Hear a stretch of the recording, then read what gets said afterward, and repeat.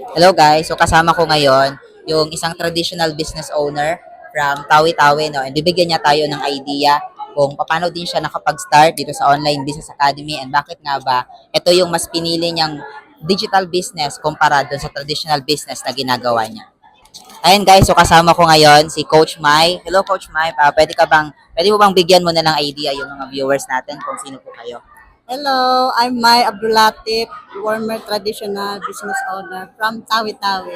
Wow. So, may question lang po ako sa iyo, Coach Mai. Ano po ba yung sa palagay mo naging advantage ng Online Business Academy? Bakit mas pinili mo po yung digital business kumpara po dun sa traditional business na ginagawa niyo? So far, maganda siya.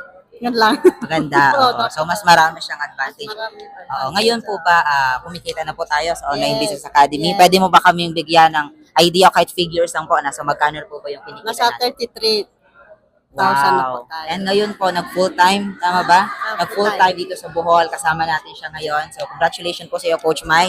Hopefully, di ba, mas marami pa pong mga traditional business owner yung mag-venture dito sa Online Business Academy.